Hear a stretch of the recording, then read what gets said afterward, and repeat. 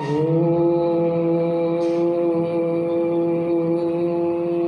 नमः सिद्धेभ्यः। ओम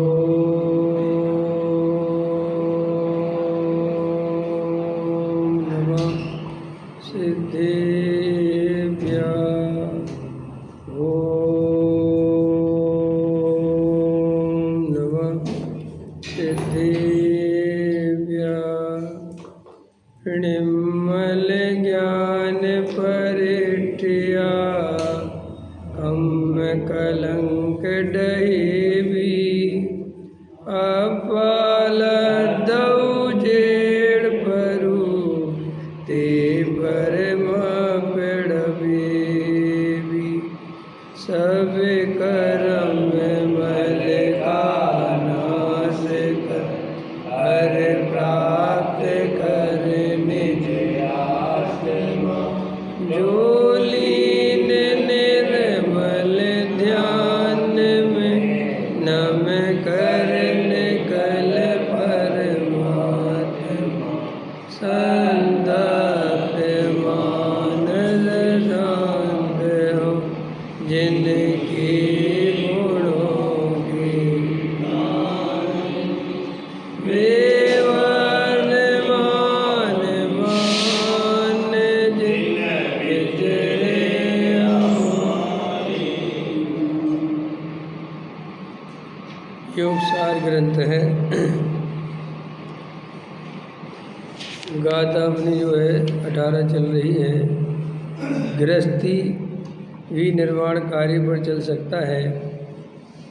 घर में रहे जो किंतु एक को पहचानते।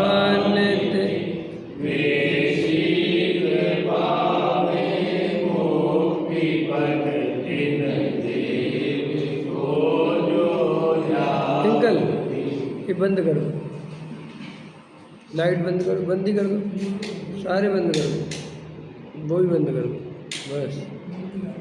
देखो क्या कहते हैं।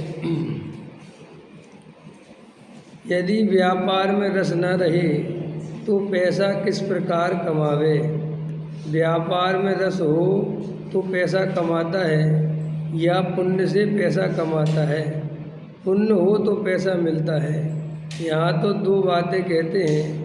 एक तो तू स्वयं और दूसरे तेरे से विरुद्ध विकार भाव व्यापार आदि के परिणाम ये दुखरूप हैं, ये हैं, आदर के योग्य नहीं है।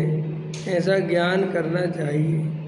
विकारी भावों से भिन्न त्रिकाली गायक मूर्ति चिदानंद शुद्ध आत्मा का अंतर्मुख होकर आदर करना चाहिए। इतना तो गृहस्थ आश्रम में भी रहकर हो सकता है। गृहस्थ आश्रम में भी तो पृथक गायक तत्व है। उसके साधन द्वारा संसार से छूटने का उपाय हो सकता है। तो सबसे पहली बात तो उपाय कौन करे जिसको संसार से छूटना हो। अब अभी जिनको ये होश ही नहीं है कि संसार से छूटना है और अभी संसार में सुख की कल्पना चल रही है, घर गृहस्थी मकान दुकान बाल बच्चे अपने दिख रहे हैं, तो वे क्या छूटने का उपाय करेंगे।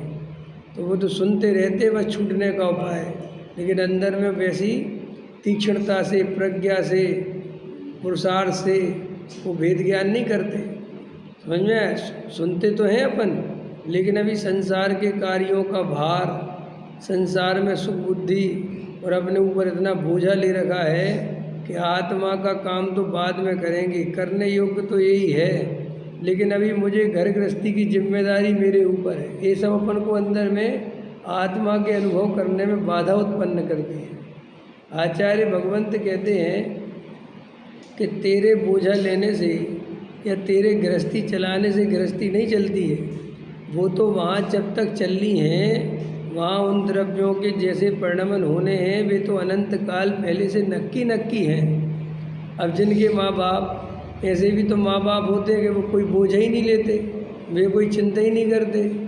वो अपने बच्चों की तरफ कभी ना उनकी पढ़ाई पे ध्यान देते हैं ना कुछ नहीं, और उनके बच्चे IAS बन जाते हैं, कलेक्टर बन जाते हैं, बड़े बड़े पदों पर पहुंच जाते हैं। और जिनके माँ बाप रात दिन बच्चों की चिंता कर रहे, बढ़िया स्कूल में पढ़ा रहे, ट्यूशन भेज रहे, मम्मी साथ में पढ़ाने में लगी है, वो पागल हो जा रहे, समझ में आया।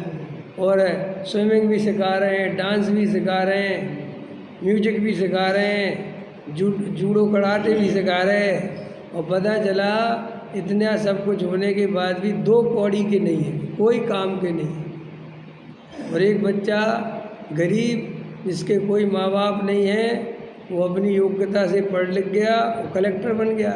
कहने का तात्पर्य है कि अपन तो अपने सिर पे बोझा लो ही मत, आत्मा का ध्यान करो, आत्मा का श्रद्धान करो, आत्मा का अनुभव करो, यही करने योग्य है। बाकी करने योग्य भी नहीं है और हम कर भी नहीं सकते। वो तो वहाँ जो परिणमन होना है वो तो होना ही है। इसलिए जो अंदर में भाव बैठा हुआ है गहरे में कि घर गृहस्थी के काम निपटा लें, बाल बच्चों की शादी कर लें, थोड़ा पैसा कमा लें, फिर हम आत्मा के ध्यान में लगेंगे, फिर हम बहुत ताकत से, ऐसा कुछ नहीं है। अभी भी अपन आत्मा के ध्यान में लग सकते हैं, क्योंकि वहाँ तो जो परिणमन होना है वो वैसा ही हो रहा है। ये तो भ्रम है, मिथ्यात्व है, भ्रांति है, अज्ञान है कि मेरे करने से हो रहा है, अपने करने से कुछ नहीं हो रहा है। तो इसलिए अपने अंदर जो ये बोझा ले रखा है कि साहब मैं गृहस्थ हूँ और मेरे ऊपर जिम्मेदारी बहुत हैं, बाल बच्चे बड़े हो जाएं, उनकी शादी कर लूँ, वे सब अपनी योग्यता से परिणमन हो रहा है, अपने विकल्पों से वहाँ कुछ नहीं हो रहा है। तो साहब अपन क्या करें, शांति से बैठ के जितना जब टाइम मिले एकांत में आत्मा का ध्यान करो और उन कार्यों को करते हुए देखो, उनके कर्ता मत बनो और उनको रुचिपूर्वक एकत्वपूर्वक मत करो। समझ में आया। दुकान पे बैठे हो तो ढीला बैठो, एकदम मजबूती से कस के पकड़ बना के मत बैठो। पकड़ तो अपनी त्रिकाली ध्रुव की रखो और अंदर में 100% निर्णय करो कि मेरे विकल्पों से दुकान नहीं चलती। समझ में आया। 6 द्रव्यों में जिसका जो परिणमन है वो अनंत काल पहले नक्की है। जितनी दुकान चलनी होगी वो अपने आप चलेगी। मेरे बहुत सोचने से, बहुत विकल्प करने से, बहुत आकुलता करने से एक भी पुद्गल परमाणु का परिणमन नहीं होता। ये निर्णय मजबूत होना चाहिए। घर गृहस्थी के कार्य रुचिपूर्वक नहीं करना, समझ में आया। संसार के कार्यों में रुचिपूर्वक नहीं लगना, ऊपर ऊपर लगना। अंदर में तो रुचि अपने ज्ञायक भाव की ही रखना। समझे। लोक में होता है जिसकी जहाँ रुचि होती है उसकी दृष्टि वहीं रहती है। भले ही मजबूरी में औपचारिकताएं बहुत करनी हो तो भी दृष्टि कहाँ है, रुचि कहाँ है। नहीं समझ में आया। ऐसे ही होता है कि नहीं होता है। अब वो दुनिया भर का, जैसे बच्चे पुरस्कार लेने आते हैं, कार्यक्रम होते ना, अब तुम उनको पुरस्कार बाद में देते हो। उनको तुम्हारा कोई कार्यक्रम नहीं देखना है, उन्हें तुम्हारा कोई मान सम्मान नहीं देखना है। उनकी तो नज़र काहे पे है कि कब हमारे लिए ये पुरस्कार देंगे। ऐसे ही ज्ञानी को अपने ज्ञायक की रुचि है। उसे तो रात दिन अपने ध्रुव ज्ञायक की धुन है। वो दिखाता नहीं किसी को कि मुझे उसकी धुन है, वो तो अंदर ही अंदर रहती है उसको। लेकिन अब बाहर में वो अब समय ऐसा है कि अभी अपने स्वरूप में नहीं रम सकता, तो बाहर में घर गृहस्थी का काम करते हुए दिखता है, समझ में। लेकिन अंदर में रुचि नहीं रहनी चाहिए उन कार्यों की, अरुचि रहनी चाहिए। दुकान चलाना मजबूरी हो तो हो, लेकिन दुकान चलाने में रस नहीं रहना चाहिए, एकत्व नहीं रहना चाहिए, सुख का कारण नहीं दिखना चाहिए। समझ में आया। अब ऐसा होता है, माँ बाप बहुत चिंता करते रहते हैं, लगे रहते हैं, और बेचारा बेटा जो है वो मस्त अपने घूम रहे हैं, उन्हें कोई चिंता नहीं है दुकान चल रही है कि नहीं चल रही। जबकि पिता गाय के लिए दुकान की चिंता कर रहा है। भाई उसकी तो ज़िंदगी खुद की तो निकल गई, वो अपने बेटे के लिए तो चिंता कर रहा है और बेटा में मस्त है। तो मोह ज़्यादा किसका है। हमारे एक मित्र का फ़ोन आया, बोले यार बहुत चिंता हो रही है, ये वो काम। हमने कहा बेटा, बोले बेटा तो मस्त घूम रहा है। हमने कहा तो बताओ, शादी भी कर दी, विवाह भी कर दिया और चिंता आप कर रहे हो। तो हमने कहा जी आगे भी फिर आपको करनी पड़ेगी। समझ में आया कि नहीं आया कि भैया अपन जो चिंताएं क्यों करते हैं। सोचा कभी एक तो मोह के कारण और एक अहंकार के कारण। क्योंकि हर आदमी को लगता है मेरी जो बनाई हुई है दौलत है, बनाई हुई शोहरत है, ये बिखर ना जाए, तो उसको संभाल के रखना चाहता है, समाज में मेरी इज्जत ना चली जाए, मार्केट में जो मेरी वैल्यू है वो कहीं मेरे को लोग ऐसा ना समझे कि इनका तो बेकार काम हो गया, उसके चक्कर में पिसता रहता है। आचार्य भगवंत कहते व्यर्थ में ही, वहाँ तो परिणमन निश्चित है, वहाँ जो परिणमन जैसा होना है वो तो वैसा ही होना ही, पक्का श्रद्धान होना चाहिए। फिर भी साहब विकल्प आए विकल्प, लेकिन विकल्पों में मिथ्यात्व का रस नहीं होना चाहिए। विकल्प तो आते हैं, लेकिन विकल्पों में मिथ्यात्व नहीं होगा तो वे विकल्प कुछ नहीं कर लेंगे। और अगर मिथ्यात्व होगा कि मैं करता हूँ, मेरे करने से होगा, मेरी चिंता करने से होगा, मैं नहीं करूँगा तो कौन करेगा, अगर अंदर में ये मान्यता होगी तो मिथ्यात्व का जहर उसके साथ तुम्हें दुखदाई बनेगा। आया समझ में कि नहीं? जैसे बढ़िया शिकंजी हो, बढ़िया खीर हो और उसमें जहर की एक बूंद मिला दो तो वो मौत का कारण है, वो सब दूध वूध सब मौत का कारण बन जाता है फिर, जबकि मरा तो जहर से, लेकिन वो दूध में मिल गए सब खराब कर देता। ऐसे ही मिथ्यात्व रूपी जहर इन विकल्पों में मिल के अनंत आकुलता पैदा करता है। विकल्पों में ताकत नहीं है जीव को दुख करने की, वो विकल्प को जब मिथ्यात्व का बूस्टर मिलता है तो वो विकल्प बलवान हो जाता है। जैसे अपन बलून में हवा भर दे तो वैसे कैसे होता है बलून, कुछ नहीं है, लेकिन हवा भर दो ऐसा फूल जाता है। ऐसे ही विकल्प आया तो विकल्पों में कोई ज़्यादा ताकत नहीं होती है, लेकिन मिथ्यात्व का बूस्टर उसको मिला, कर्तृत्व का, एकत्व का, ममत्व का, भोक्तृत्व का, तो बस वो विकल्प अनंत आकुलता पैदा करने में समर्थ हो जाता है। एक विकल्प आपकी रात की नींद उड़ा सकता है। समझ में आया कि नहीं आया? अगर उसे मिथ्यात्व का बूस्टर मिल जाए तो, और अंदर में पक्का निर्णय रहे कि विकल्पों से कुछ होता ही नहीं, पर द्रव्य का मैं करता भोगता ही नहीं, जिस द्रव्य का जो परिणमन होना है वो होता है। भाई साहब ऐसा चिंतन करना सीखो कि अनादि काल से मैंने अपनी आत्मा को नहीं पहचाना था, जिसके कारण मेरा चार गति परिभ्रमण चल रहा था। मैंने अनंत बार इस आत्मा को पाने की कोशिश करी, मैंने अनंत बार क्रिया कांड से आत्मा पाने की कोशिश करी, व्रत धारण करे, मुनि बना, साधु बना, जंगल जंगल भटका, ये मेरी ही कहानी है, ये परम सत्य है। अनंत बार कुकुरों की शरण में गया, अनंत बार घृत मिथ्यात्व का सेवन किया, खूब नरकों में गया, खूब देवगति में गया, खूब नरक निबोध में पड़ा रहा, ये सब मेरी कहानी है। फिर कभी कभार मैंने आत्मा को पाने के लिए मुनि व्रत भी धारण किया है, ये सब मेरी कहानी है। नहीं समझ में आया? मैंने बहुत व्रताधिक पाले, खूब पूजा पाठ करा, खूब पहाड़ चढ़े, खूब शरीर को क्रश किया, पर मैंने कभी आत्मा को नहीं पहचाना।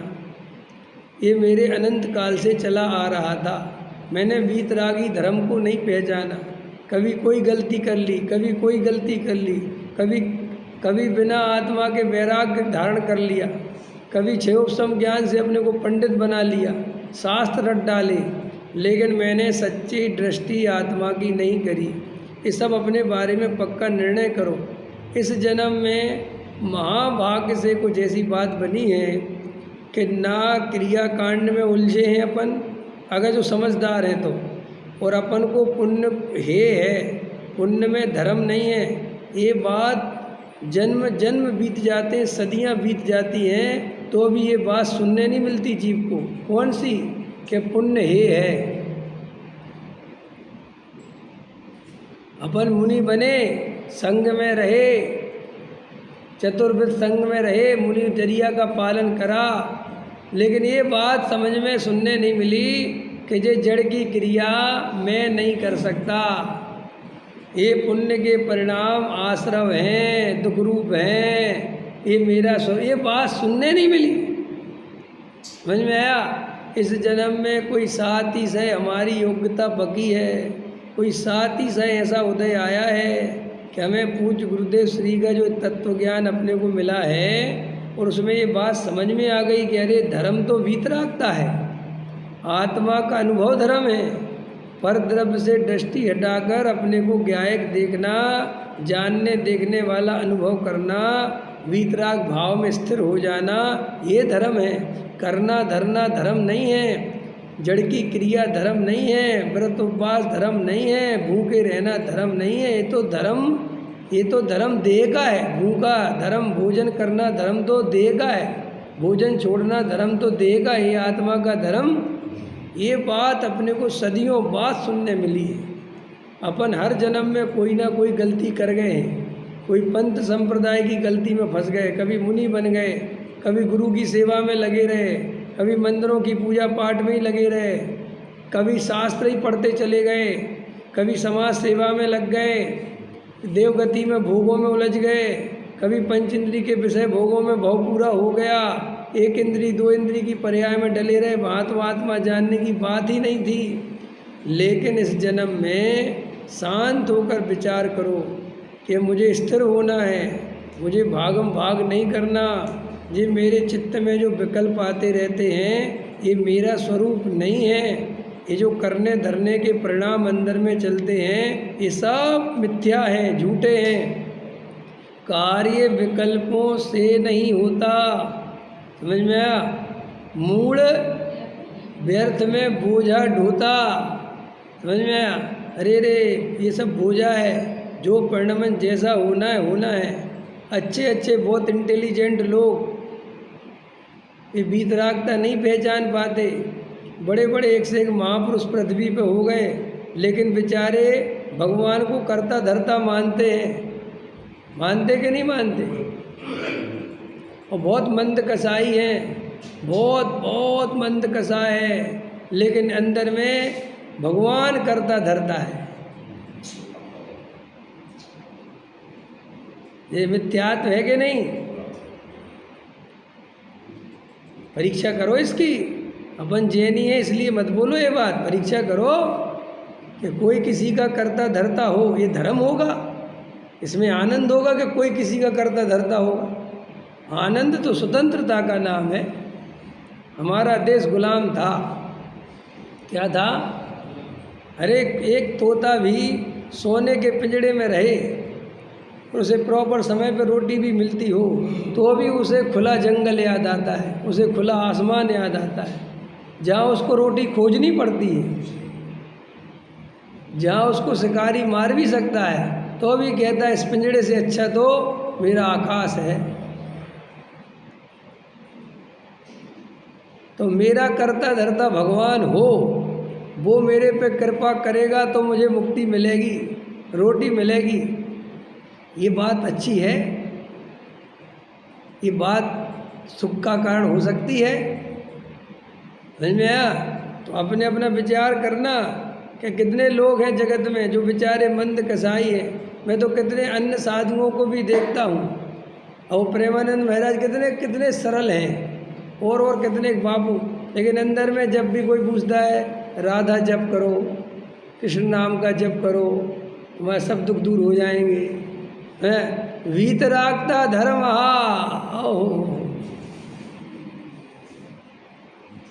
वीतरागता धर्म, ये बात कहाँ सुनने मिले? जैनियों को ना सुनने मिले, अजैनों को तो दूर की बात है। कितने जैनी हैं जिनको वीतरागता में धर्म और वीतरागता सब कुछ ही सुनने मिल रहा है। ये तो पूज्य गुरुदेव श्री कांजी स्वामी का उदय हुआ है तो अपन कह पा रहे हैं कि वीतरागता में धर्म और राग भाव में धर्म मानना, जिनमत में मिथ्यात्व का। न कौन बताने वाला है कि जिनमत है क्या, जिनेंद्र देव का मत क्या है, ये बताने वाला ही नहीं है जगत में कोई। और देखो भाई, मेरा धर्म सच्चा है इसलिए नहीं कि मेरा धर्म है इसलिए सच्चा है, नहीं। मैंने बाकायदा परीक्षा करके सब ओर से, युक्ति से, तर्क से, परंपरा गुरु के उपदेश से, आगम के सेवन से परीक्षा कर करके निर्णय किया है कि वीतरागता के अलावा और कोई धर्म हो ही नहीं सकता। पकड़ में आया। इसलिए अपन को जो सच्चा धर्म मिला है इसकी कद्र करो, आदर करो, ईमानदार बनो। किसी की मंद कसाय देख ली, किसी का कुछ देख लिया, किसी की कोई क्रिया देख ली, मत लुटो। अनंत बाल लुटे हैं। फलाने महाराज बहुत अच्छे हैं। क्यों अच्छे हैं? उनकी क्रिया बहुत अच्छी है। जैसे अनंत बाल लुट गया, कभी क्रिया पे रीझ गया, कभी कसाय की मंदता पे रीझ गया, कोई कभी शुद्ध भोजन करता है इस पे रीझ गया, कोई समाज सेवा करता है इस पे रीझ गया, कोई अच्छे भजन लिखता है इस पे रीझ गया, कोई शास्त्र अच्छे बनाता है इस पे रीझ गया। वीतरागता पे रीझो। काहे पर रीझो? और वीतरागता दूसरे की नहीं, अपनी।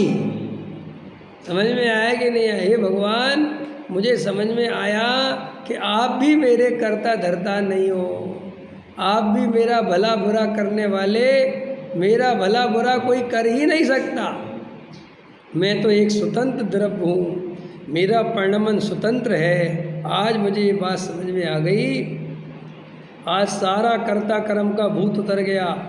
आज सारी एकत्व ममत्व बुद्धि छूट गई।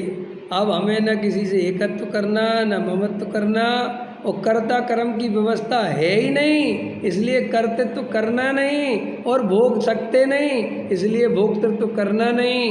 बस अपने ज्ञायक भाव में रहना, यही मैंने अनंत काल से नहीं किया। अंदर में बात बैठा लो, मैंने अनंत काल से इस ज्ञायक भगवान आत्मा को नहीं जाना, इसका अनुभव नहीं किया, और ये परिचय में आया भी, जानने में आया भी, तो इसमें आनंद नहीं माना। हमेशा पर में आनंद खोजता रहा, खोजता रहा, खोजता रहा।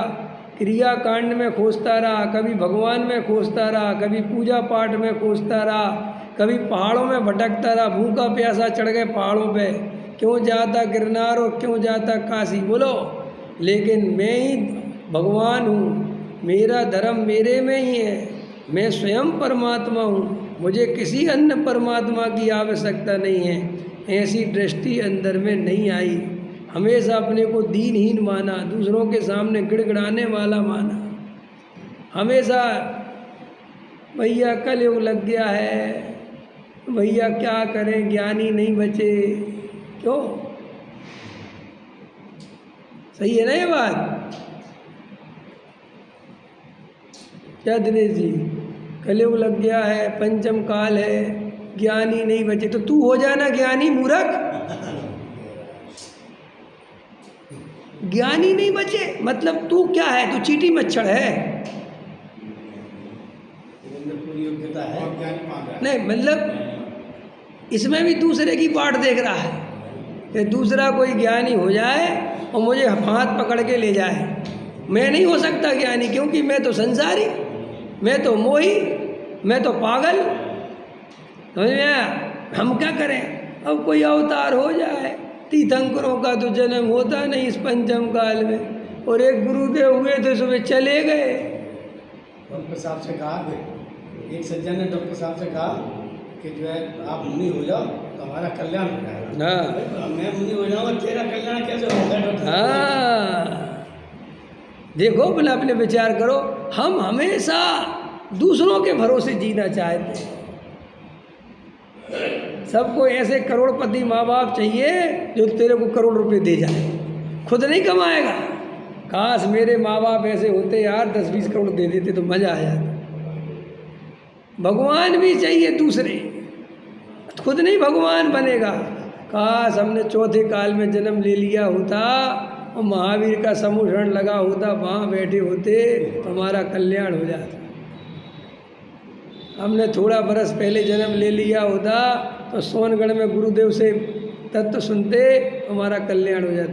तेरा कल्याण कभी हो नहीं भिखारी, जब देख रोता रहता है, रोता रहता है, अपने को भगवान मानता ही नहीं। निमित्त की दृष्टि, निमित्त की दृष्टि, निमित्त की दृष्टि। हमेशा कोई महापुरुष होता रे भैया, अब कोई ज्ञानी दिखाई नहीं देते। अब तो सब जगह अज्ञानी अज्ञानी दिखाई देते, तो तू ज्ञानी बनना भाई। अगर तुझे कोई ज्ञानी दिखाई तो तेरे में स्वयं ज्ञानी बनने की योग्यता है कि नहीं? भाई कहने की बातें हैं कि चौथा काल अच्छा था, 1000 वर्ष पहले अच्छा था। अरे अच्छा कहीं कुछ नहीं था, संसार में अच्छा कुछ होता ही नहीं है। अगर सब अच्छा था कुंद देव के समय में तो अष्टपौड़ काहे को लिख गए? भाई अष्टपौड़ जैसा ग्रंथ उनने लिखा है तो बहुत गड़बड़ घोटाला होगा ना। अरे बोलो, वे त्रियंश हैं, वे ये हैं, वो ये हैं, वो ये हैं, वो ये हैं, वो ये हैं, वो ये हैं, तो भैया ऐसे दृश्य उनको दिखते होंगे, साधु ठगिया होंगे उस समय भी। भाई किसी काल में क्या परिस्थिति थी तो वहाँ का साहित्य पढ़ो तो पता चल जाता है कि वहाँ की परिस्थिति, क्योंकि भविष्य को देख के कोई साहित्य नहीं लिखा जाता है, क्योंकि वहाँ कोई केवल ज्ञानी थोड़ी बैठे जो भविष्य का वर्णन करने बैठ जाए। वो तो वर्तमान में, जैसे गुरुदेव श्री का प्रवचन सुनो अपन, तो गुरुदेव श्री के ज़माने में क्या स्थिति रही होगी ये हमें गुरुदेव श्री के प्रवचन से समझ में आता है कि सारा जगत धर्म के नाम पर केवल कोरा क्रिया कांड जानता था। ये गुरुदेव श्री के समय की स्थिति है। कर्म कांड जानता था। तो कोई काल अच्छा बुरा नहीं होता। सबको ऐसा लगता है पुराना काल तो स्वर्णिम काल था, कोई स्वर्णिम फर्णिम नहीं होता। इससे भी ज़्यादा बुरी स्थिति थी। राजा महाराजाओं के राज होते थे, छोटे छोटे राज्यों में बटे पड़े थे, रात दिन एक दूसरे के राज्य पे हमले ही करते रहते थे। अभी तो यहाँ 10, 20, 50 बरस में एक देश दूसरे देश पे हमला करता है, वो भी बस जैसा होता है सो अपन देखते हैं। लेकिन पहले तो एक राजा दूसरे राजा पे आक्रमण करने की जिंदगी भर प्लानिंग करता रहता था। कुछ अच्छा नहीं था तो साहब आज अच्छा है, अरे आज भी अच्छा नहीं है, अच्छे की बात ही क्यों करते हो? सिर्फ इतनी सी बात करो कि हर जमाना ऐसा ही था, बस उसमें जो जागा वो ज्ञानी हो गया। नहीं समझा? तुम्हें कोई काल ज्ञानी नहीं बनाएगा, हमें कोई क्षेत्र ज्ञानी नहीं बनाएगा, हमें कोई भाव ज्ञानी नहीं बनाएगा, हमें कोई भव ज्ञानी नहीं बनाएगा। हम जागेंगे, आत्मा का अनुभव करेंगे तो ज्ञानी बनेंगे। कोई महापुरुष आके हमें ज्ञानी नहीं बना देगा, कोई तीर्थंकर का जन्म होने से हम ज्ञानी नहीं हो जाएंगे। हम स्वयं तीर्थंकर बनने की योग्यता रखते भाई साहब। प्रत्येक आत्मा परमात्मा है, जब जागे तब है। भाई साहब सोया हुआ शेर भी शेर ही है, और जाग जाए तो बात ही गलत है। ऐसे अपन भले ही सोए हुए हैं लेकिन है तो परमात्मा ही। प्रत्येक आत्मा परिपूर्ण परमात्मा है, कोई किसी के अधीन नहीं है, किसी की गुलामी करने की ज़रूरत नहीं है, किसी से डरने की ज़रूरत नहीं है। तो साहब क्या करें? लड़ाई झगड़ा करें? क्यों नहीं? डरने का अर्थ लड़ाई झगड़ा करना नहीं होता। अपने अस्तित्व से रहना, अपनी भाव दशा में रहना, अपने स्वाभिमान में रहना, किसी के सामने गिड़गिड़ाना, परद्रव की चिंता करना, मायाचारी करना, झूठ बोलना, दूसरों को खुश करने के लिए चमचागिरी करना, समझ में आया कि नहीं आया? ये सब नहीं करना। अरे भाई जगत का कोई भी कार्य अपनी स्वतंत्रता से होता है, किसी की कृपा से नहीं होता। अभी परम भाग अपना ऐसा जगह है, ऐसा अपन को माल मिला हुआ है कि उसमें मिथ्यात्व की जरा सी भी गंध नहीं है।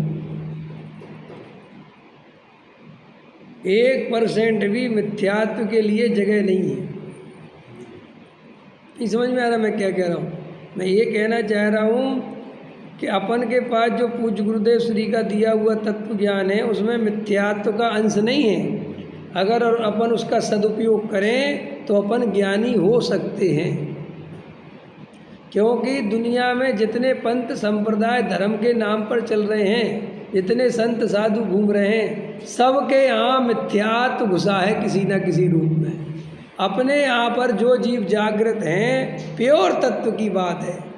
अपनी अपनी कसाय के वशीभूत होकर मानाधिक के लिए लड़ाई झगड़ा करना अलग बात है, संस्थाओं के लड़ाई झगड़े अलग बात, लेकिन उसमें मिथ्यात्व नहीं है, वो तो कसाय है।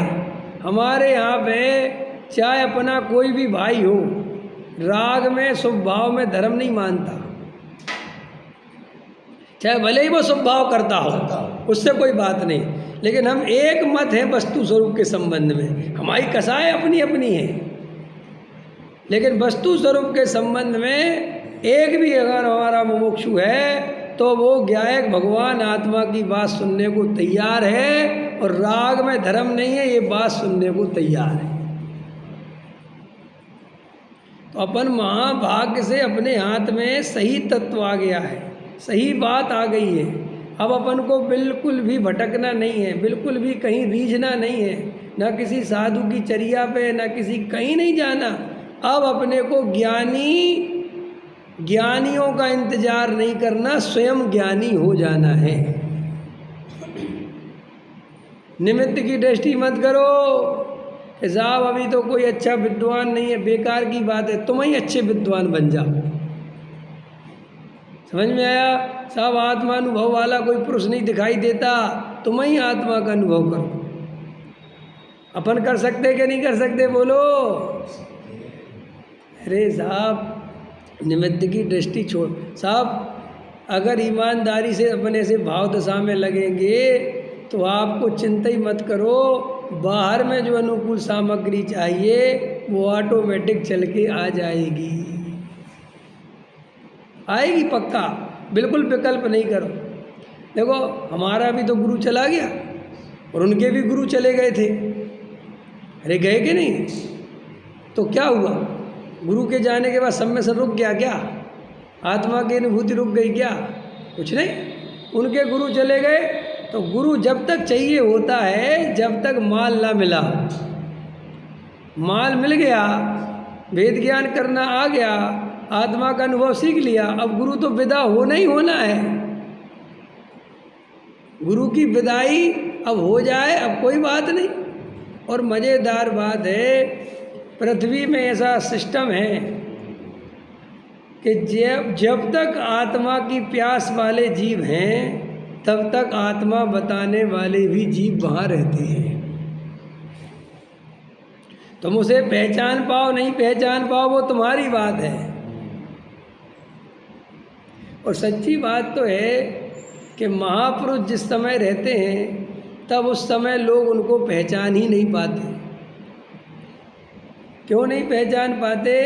क्योंकि अहंकार के कारण हमारे ही जैसे हैं। ये बात वो भेष को नमस्कार करने की आदत है ना, और भेष नहीं मिले, और इस पंचम काल में भेषधारी गुरु तो कुगुरु हो रहे हैं। जो बिना भेष के हों उनसे ही दोस्ती कर लेना तो ज़्यादा अच्छा है। नहीं समझ में आया? क्योंकि जब भेषधारी जहाँ जाओ जितना देखो उतना कम है।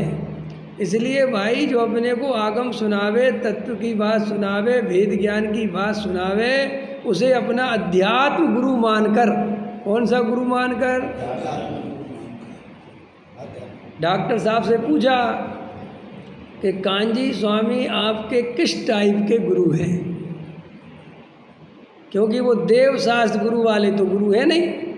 क्योंकि जैन धर्म में दिगंबर परंपरा में कपड़े पहने पहने कोई देव शास्त्र गुरु वाला गुरु तो हो नहीं सकता। उसके लिए तो नग्न दिगंबर मुनिराज ही चाहिए।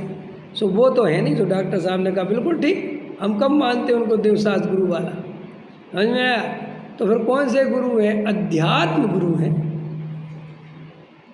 उन्होंने हमें आत्मा का अनुभव करना सिखाया है, उन्होंने हमें वेद ज्ञान करना सिखाया है, उन्होंने हमें अध्यात्म सिखाया, इसलिए हमारे अध्यात्म गुरु हैं। अध्यात्म भी तो एक विद्या है। जैसे हमारा कोई मैथ्स का गुरु होता है, कोई साइंस का टीचर होता है, कोई फिजिक्स का होता है, ऐसे ही पूज्य गुरुदेव श्री हमारे अध्यात्म गुरु हैं। उन्होंने हमें आत्मा का अनुभव कैसे होता है ये मार्ग बताया है, इस संसार से कैसे छूटा जाता है ये बताया है। हम उनको देव शास्त्र गुरु वाला गुरु नहीं मानते।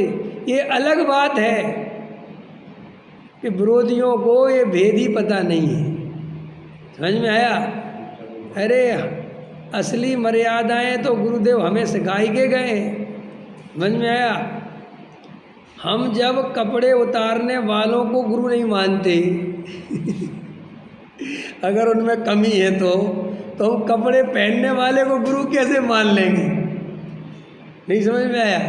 भाई हम तो वो व्यक्ति हैं इतने सावधान हैं कि जरा सा अगर 28 मूल गुण में कमी दिखे, जरा सी साधु की वृत्ति यथा योग्य नहीं दिखे तो हम उस साधु को नमस्कार नहीं करते।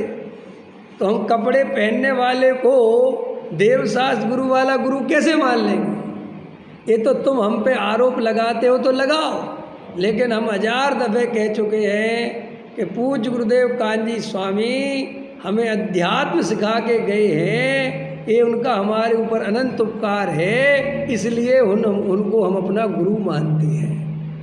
लेकिन हम उनकी पूजा करने वाला गुरु, समझ में आया, देव सा पंच परमेष्टि वाला गुरु नहीं मानते। अब फिर भी तुम्हें भैया इसमें भी प्रॉब्लम है तो हम क्या कर सकते हैं? तो देखो भैया, अपन को किसी काल वाल की दिमाग नहीं लगाना है। कोई काल फाल अच्छे नहीं होते हैं, कोई समय अच्छा नहीं होता है, कभी के मनुष्य अच्छे नहीं होते हैं।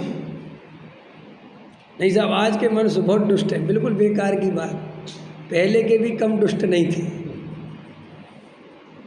नहीं साहब, आजकल के लोग फरारी और मर्सिडीज और ये फलाना, तो भैया पहले ये थी नहीं। समझ में आया? पहले व्यवस्था थी नहीं। पहले के लोगों की जो व्यवस्था थी, पहले लोग घोड़ा गाड़ी खरीदते थे, बढ़िया घोड़ों पे दाव लगाते थे।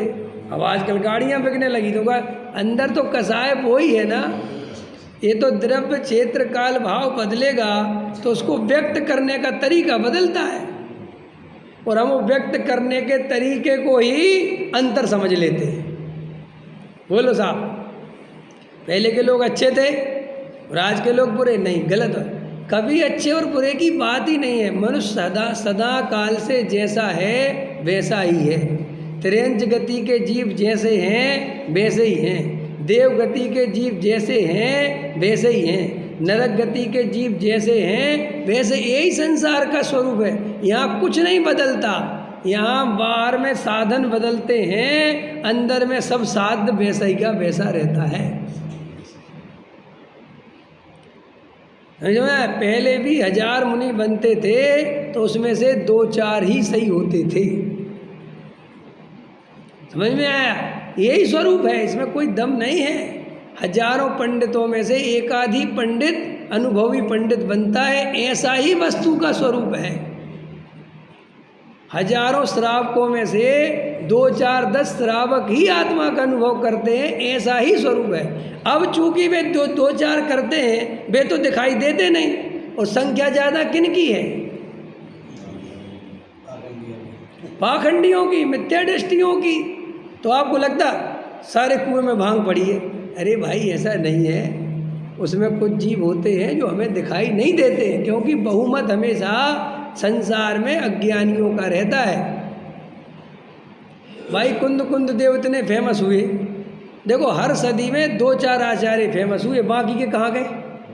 दो मेरा जवाब दो। करोड़ों हुए। तुम्हारे वो जाके पढ़ लेना पहाड़ों पे है। तो भैया एक बात बताओ कि जब इतने सारे हुए तो फेमस 2-4 क्यों हुए? और हर सदी की सदी समझते हो ना? 100 बरस का इतिहास उठा के देखो, आपको 2 या 3 आदमी मिलेंगे जिनको सदी याद करती है। तो एक सदी में कितना आदमी पैदा होता है भैया पृथ्वी पे? बोलो साहब, लगाओ अभी तुम 15वीं शताब्दी से चलो, पंडितों का ले लो, कितने पंडित हैं तुम्हारे पास? भाई साहब, जितनी सदियां बीत गई ना, ये कौन सी सदी चल रही? 22वीं में आ गए ना अपन, 21वीं में, तो लगाओ 15 से 21 तक 6 आदमी मिलेंगे तुम्हें जो प्रसिद्ध हुए। ऐसा नहीं है। ये जीव बहुत गिने चुने ही जीव इस आत्मा के मार्ग में ऊपर आते हैं। माँ की अनुयायियों की कोई कमी नहीं है, वो तो तुम छोड़ो, अनुयायी तो लाखों हो जाते किसी के भी, लेकिन उसको पाने वाले, उस आत्मा का अनुभव करने वाले बहुत लिमिटेड जीव होते हैं और वे ही बाद में प्रसिद्ध होते हैं। सो अपन को लगता है वाह वाह वो काल कितना अच्छा था, वो काल कितना, गुरुदेव थे जब कितना अच्छा था गुरुदेव। अरे भाई साहब, गुरुदेव के समय में भी ऐसा ही था, 2-4 ही थे। लेकिन साहब आपके समय में, मेरे समय में भी 2-4 ही है। उसमें क्या बात है कि नहीं है? डरते क्यों? अरे साहब अपना कंपैरिजन आप गुरुदेव से कर रहे हैं। हमारा जैन धर्म हमें अरहंत से कंपैरिजन करना सिखाता है, तुम खाली गुरुदेव से डर जाते हो यार। हैं? लोगों के अंदर कितनी कमज़ोर है, नहीं समझ आया? भाई मेरे में और डॉक्टर साहब में कोई अंतर है क्या? डॉक्टर साहब में और गुरुदेव में कोई अंतर है क्या? गुरुदेव में और कुंद कुंद में अंतर है क्या? कुंद कुंद और अनंत भगवान में अंतर है क्या? सभी स्वभाव से परमात्मा है। समझ में आया कि नहीं आया? ओहो, इसलिए भाई ये काल की दृष्टि नहीं रखना, क्षेत्र की दृष्टि नहीं रखना, निमित्त की दृष्टि नहीं रखना। कोई तारणहार आएगा और हमें तारेगा, ये मान्यता मत रखना। मैं ही तारणहार हूँ और मैं स्वयं को तारूंगा, और होनहार भली रही तो 2-4 को तार भी दूंगा, समझ में? लेकिन मुझे कोई तारने वाला, मुझे किसी की प्रतीक्षा नहीं करनी, समझ में आया? मेरा कोई तारणहार, इसलिए गुरुदेव श्री चले गए तो मैं रोने नहीं बैठूंगा। मुझे गुरुदेव श्री से जो माल मिला है, अब मैं स्वयं अनुभव करके गुरुदेव श्री बनूंगा। जैन धर्म में भगवान कोई बनता है तो रॉ मटेरियल पूरा छोड़ के जाता है कि तुम भी यूज करके वापस तुम भी ऊपर भगवान बन के आ जाए। फिर वो बनता है तो नीचे फिर रॉ मटेरियल छोड़ के जाता है। हमारे धर्म में ऐसा नहीं है कि हम तो भगवान बन गए और तुम बेटा भक्त ही बने रहना। ना ना, जैन धर्म भक्त बनाने का धर्म नहीं है, जैन धर्म भगवान बनाने का धर्म है। भगवान के जाते गौतम स्वामी बन गए। हाँ, एक गए, यहाँ गद्दी खाली नहीं होती, एक जाता है दूसरा आ जाता है। चिंता मत करो भाई, मेरे में स्वयं भगवान बनने की शक्ति पड़ी हुई है। मेरी पर्याय में परमात्मा प्रकट होना ही होना है, मुझे किसी की आशा नहीं, इसलिए किसी के चरणों में नहीं लौटूंगा मैं। नहीं समझ में आया? चरणों में लौटूंगा माने कोई ज्ञानी मिलेगा तो बहुमान से, आदर से, भक्ति से उनके प्रति जो दयायोग वंदना है वो करेंगे, लेकिन ये मेरा भला कर दें, इस मान्यता से अब किसी के चरणों में नहीं लौटूंगा। क्यों नहीं लौटूंगा? क्योंकि भला करने वाला माल वो मुझे मिल गया है। मेरा आत्मा ही मेरा परमात्मा है, मेरे आत्मा के द्वारा ही मैं परमात्मा बनूंगा, इसलिए अब मुझे किसी की दरकार नहीं है।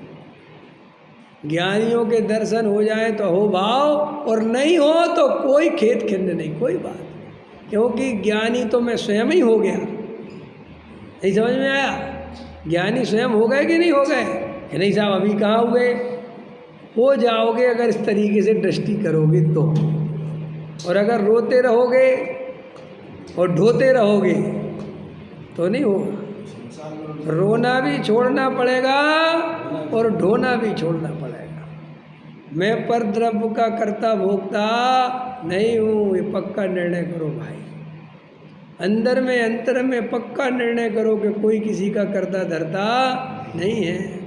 अरे कुंद कुंद देव के समय में भी विकृतियाँ थीं, अमरचंद्र देव के समय में भी थी, सब जगह ऐसा ही था भाई साहब। सब बेकार की बातें हैं। सब कहते हमारा बचपन बहुत अच्छा था, बेहोशी में कहते हैं बचपन अच्छा था। अरे मूर्ख, कुछ अता पता नहीं तेरे को, समझ में आया कि नहीं आया? अगर बचपन अच्छा था तो कुर्सी पे बड़ा खड़े होके बड़ा होना क्यों चाहता था? नकली मूछ लगा के बड़ा होना क्यों चाहता था? समझ में आया? क्योंकि बचपन में जितना दुख है ना, नहीं साहब? अरे अपनी आदत है अतीत को सुख मानने की और वर्तमान को दुख मानने की। बचपन काय का सुखमय था भैया, आकुलतामय था, दुखरूप था, पढ़ाई की झंझट समझ में आया, और ना जाने कितनी झंझटें, पराधीन पराधीन, कभी पापा थप्पड़ मार रहे, कभी मम्मी मार रही, कभी दादा मार रहे, कभी दादी मार रही, कभी स्कूल टीचर मार रहा, जो देखो वही पीट दे रहा, वो कह रहा बचपन अच्छा था, काय का अच्छा था है। क्यों, समझ में आया कि नहीं आया? अरे कोई दम नहीं बात में। बूढ़े वाले लोग कहते जवानी बहुत अच्छी थी, अरे मूर्ख, कोई अच्छा नहीं था, सब दुख रूप है, सब आकुलता रूप है। तुझे तो वर्तमान पर्याय दुख दिखती है और भूतकाल के दुख भूल जाता है, इसलिए भूत अच्छा लगने लगता है। सच्ची बात तो ये, संसार में सुख है ही नहीं, ना भूतकाल में, ना वर्तमान में, ना भविष्य में। संसार में दुख ही दुख भरा पड़ा हुआ है, ये निर्णय करो। और अगर मैंने यहाँ से एकत्व मत नहीं तोड़ा तो मुझे अभी 4 गति 84 लाख योनि का अनंत दुख प्रारंभ हो जाएगा, जो चल ही रहा है। आत्मानुभव करूं तो भविष्य में सुखी तो हो सकता हूँ। आत्मानुभव करके वर्तमान में ही सुखी भाई साहब, भविष्य की कैसी बात कर रहे। आत्मा का अनुभव करते ही अनंत आनंद प्रकट होता है, और आत्मा के अनुभव करने वाले का सदा काल आनंदमय ही जीवन होता है। अब इतना परम सत्य अपने हाथ में आया है, पूज्य गुरुदेव श्री का माल अपने हाथ में आया है। देखो मैं आपको ये बात क्यों कह रहा हूँ, इस संसार में नज़र डालो, कोई राग में धर्म मान रहा है, कोई पहाड़ों पे चढ़ने में धर्म मान रहा है, कोई बेचारा बालाजी में खड़ा है, कोई शिखर जी में खड़ा है, कोई पारसनाथ की टोंक पे खड़ा है, कोई महाराजों के चक्कर काट रहा है, कोई भूत भगवा रहा है, कोई धूप खे रहा है, कोई पदमपुरा में चक्कर लगा रहा है। वे सब जीव तो ही हैं बेचारे, क्या अजीब है वे लोग? सब अपने ही भाई बंधु हैं, जैन कुल में जन्मे हुए, लेकिन देखो अज्ञानता के कारण क्या दशा हो रही। ऐसे अपने बारे में सोचा करो कि अगर मेरे को भी ये जरा सा तत्व ज्ञान नहीं मिला होता तो भाई साहब मेरी ये दशा होती। अब इसके आगे सोचा करो कि अगर इस तत्व ज्ञान का मैंने सदुपयोग नहीं करा और आत्मानुभव नहीं करा तो ये दशा मेरी द्वारा हो जाएगी। समझ में? इसलिए अब मुझे सावधानी से आत्मा के अनुभव में लगना है। मुझे रुपया पैसा मकान दुकान स्त्री पुत्र कुटुंब परिवार इनके मुँह में फंसना ही नहीं। ये जो गुरुदेव श्री ले रहे हैं ना, ये इसका अर्थ कर रहा हूँ, इसका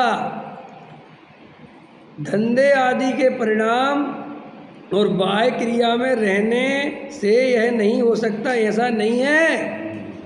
समझ में आया? ऐसा नहीं है। अगर तुझे उसकी रुचि नहीं है तो घर गृहस्थी में रहे और रुचि आत्मा की हो, कर्तृत्व का बोझा अपने सिर पर नहीं लादा हो तो मुक्ति मिल सकती है। और मैं दुकान चलाने वाला, मैं बाल बच्चों को पालने वाला, तो आचार्य कहते हैं कि फिर तुझे आत्मा का अनुभव नहीं हो सकता। तो क्या लगा? परंतु पामर होकर इसने अपनी महिमा कभी नहीं की, हमेशा अपन ने पर की महिमा करी। समझ में आया कि नहीं आया? वस्तु अपेक्षा तू जिनेंद्र स्वरूप ही है। बोलो अपन कैसे हैं? जिनेंद्र स्वरूप। जैसे जिनेंद्र देव हैं, जैसा उनका द्रव्य है बिल्कुल वैसा ही मैं भी एक द्रव्य हूँ, और मेरे में पर्याय में जिनेंद्र बनने की पूरी योग्यता पड़ी हुई है। चिंता ही मत करो। तो साहब क्या करना है? ऐसा निर्णय करते ही, अनुभव करते ही जिनेंद्रपना प्रकट होता है। कितना सरल है। परंतु अपने में जो है उसे दृष्टि श्रद्धा में ना ले, और महिमावान वस्तु होने पर भी, बोलो साहब, अपन स्वयं महिमावान वस्तु हैं। अरे सोने की महिमा, चांदी की महिमा, हीरे की महिमा, पैसों की महिमा, पत्नी की महिमा, गुरु की महिमा, शास्त्र की महिमा, समझ में आया? मकान की महिमा, समाज की महिमा, सेठियों की महिमा, पंडित की महिमा, सब पर की महिमा करता रहता है। और मैं स्वयं महिमावान तत्व हूँ, मेरे में से ही ये सब पर्याय निकलती हैं, उस तरफ दृष्टि नहीं जाती। समझ में आया कि नहीं आया? अरे अंदर में विचार तो करो। इस भगवान आत्मा में से ही सब परमात्मा बने हुए हैं, और मैं वो भगवान आत्मा स्वयं ही हूँ। देखो क्या कहते हैं, उसे दृष्टि श्रद्धा में ना ले, महिमावान वस्तु होने पर भी उसे भूल कर वो हीन भाव रखे। हीन भाव समझ गए कि नहीं? हम तो पामर हैं, हम तो संसारी हैं, हम तो रमेश कुमार हैं, हमारे तो भैया 2 बाल बच्चे घर गृहस्थी वाले हैं, हम क्या करें पंडित जी, हम पे दुकान का काम बहुत है। ये सब पामरता की बातें हैं।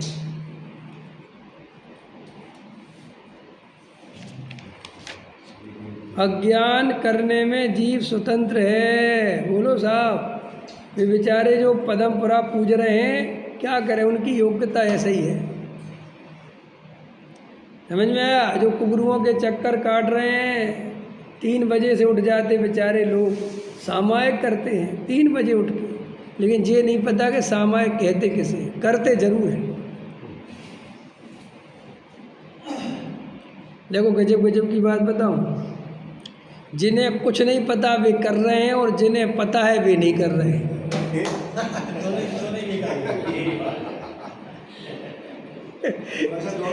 जे और मामला गड़बड़ है?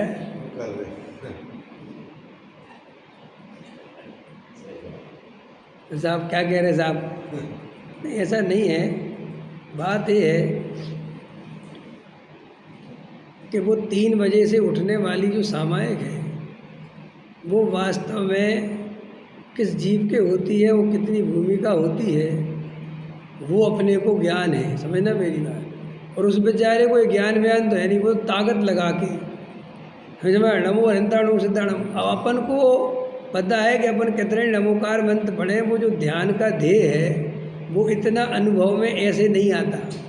देखो अपन जाप देंगे ना, तो अपन उतनी तन्मयता से जाप नहीं दे सकते जितनी तन्मयता से अज्ञानी दे सकता है। आप कहोगे जे कैसा हुआ, हमें पता है और हम दे नहीं रहे, और उस बेचारे को कुछ नहीं पता, वो दे रहा, क्योंकि उसको नहीं पता इसलिए उसको तन्मय होना आसान है, और अपन को पता है तो तन्मय होना कठिन है। क्योंकि पर में तन्मय होना बहुत सरल है और स्वयं में तन्मय होना बहुत कठिन है। और अपना लक्ष्य क्या है? स्वयं। अपना लक्ष्य पर है ही नहीं। अब अपन तन्मय कहाँ होना चाहते हैं? स्वयं में। और अपन स्वयं में होते नहीं तो अपन माला छोड़ देते हैं, छोड़, क्योंकि अपन को माला फेरना अपना प्रयोजन नहीं है। अपने को पंच परमेष्टि को याद करना अपना प्रयोजन नहीं है। अपन को पुण्य करना इष्ट नहीं है। अपने को तो आत्मा का अनुभव इष्ट है, और आत्मा का अनुभव इतना ज़्यादा इस भूमिका में कंटिन्यू हो ऐसा होता नहीं। अब जैसे मान के चलो अपन ने आधा घंटा ध्यान किया, तब आधा घंटा ध्यान में क्षण भर के लिए, थोड़ी देर के लिए, क्षण भर के लिए कोई ऐसी धारा, ऐसी निर्विकल्प अनुभूति बनेगी कि थोड़ा सा एकदम समझ लो आनंद आएगा। बाकी टाइम कुछ नहीं आएगा। तो जब कुछ नहीं आएगा तो स्वाभाविक उपयोग बाहर आ जाएगा, उपयोग बाहर आ जाएगा, आप नेचुरल हो जाओगे।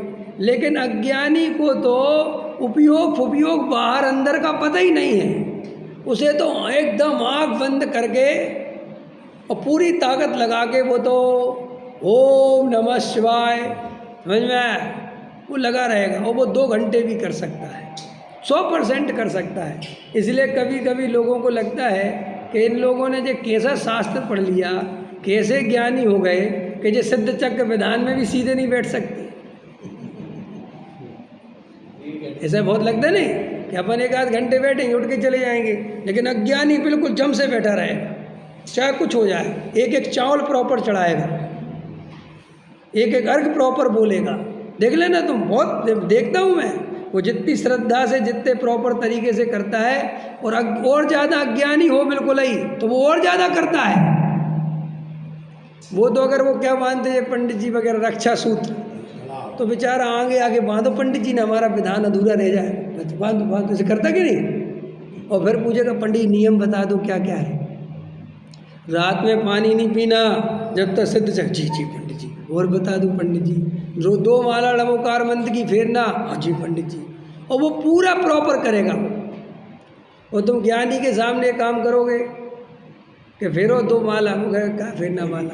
अब तुम्हें लगेगा जी स्वच्छंद है, स्वच्छंद नहीं है, वो जागृत है, उसे समझ में आ गए कोरे क्रिया कांड में कोई धर्म है ही नहीं। क्या क्या क्या जापा, अब घबराना नहीं है, थोड़ा खतरनाक है। अगर हम देखो गलत होते तो हम शुरू से ही होते ना। भाई हमने ये काम पहले करे ना पूरी श्रद्धा से, हम नहीं करने वाले अगर वैसे तो हमने पहले सब करे ना, लेकिन जब हमें तत्व समझ में आया कि अरे ये तो क्या कर रहे हैं अपन,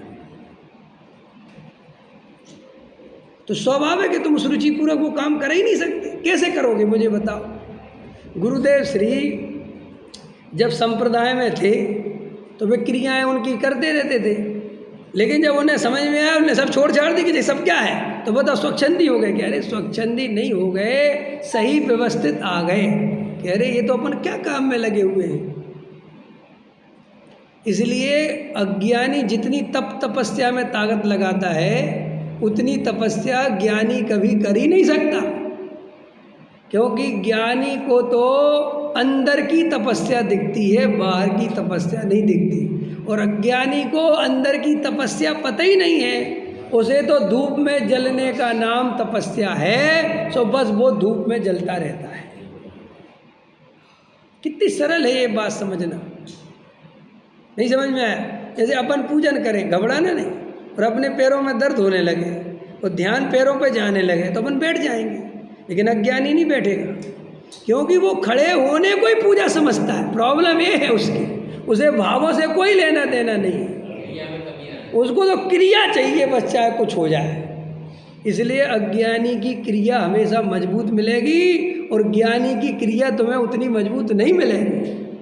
और अज्ञानी जीव क्रिया का मोही होता है, इसलिए वो ज्ञानी को कभी पहचान ही नहीं पाता। आया समझ में कि नहीं।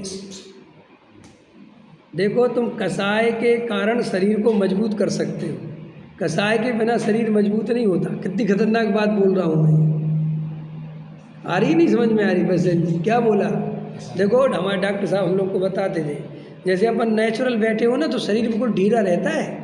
देखो बिल्कुल ढीला है शरीर, तो डॉक्टर साहब कहते थे अगर तुम बिना कसाय के किसी को मुक्का मारोगे ना तो तुम्हारी हाथ टूट जाएगा। नहीं, वो पूरा बताते थे विज्ञान कि शरीर का विज्ञान क्या है। तो बोले अगर किसी को मुक्का मारना है तो पहले तुम्हें क्रोध आना बहुत ज़रूरी है, अंदर में ऐसी मजबूती। फिर जब गुस्से में तो बोले वो ताकत कई गुना बढ़ जाएगी और मुक्का बहुत तेज लगेगा।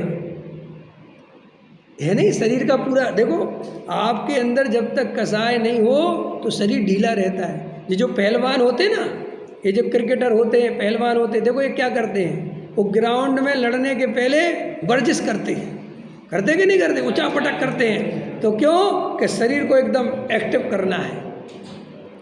तो अज्ञानी तो बेचारा कितना ढीला रहेगा।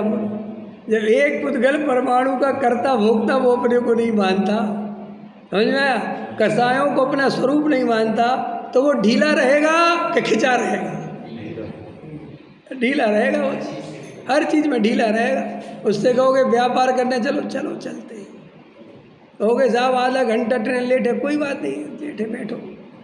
उसको कहीं पर भी तुम्हें जल्दबाजी देखोगे नहीं, सो तुम्हें वो प्रमादी लगेगा। कहोगे तो इनको कुछ समझ में नहीं आता।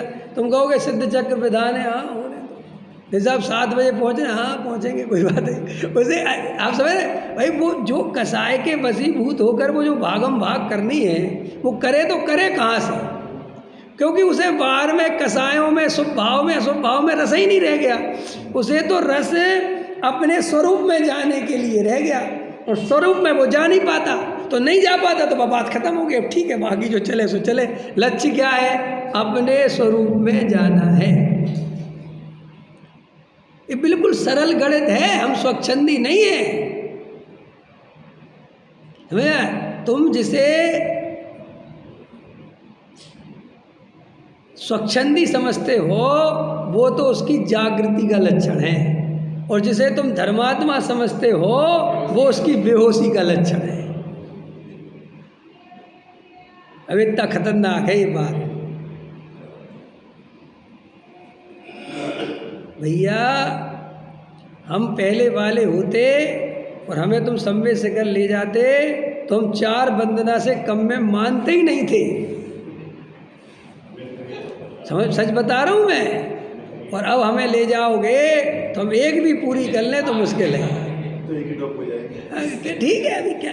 अब आप कहोगे कि वाह ये कैसा समय सार पढ़ लिया, पहले तो सम्य शिखर का पहाड़ दौड़ दौड़ के चढ़ते थे, अब क्यों चढ़े? पहले पता ही नहीं था कि इसमें कुछ नहीं है।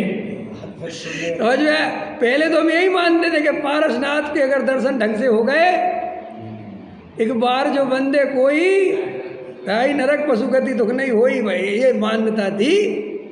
और भी मान्यताएं थी कि पारसनाथ परीक्षा में पास कर दो।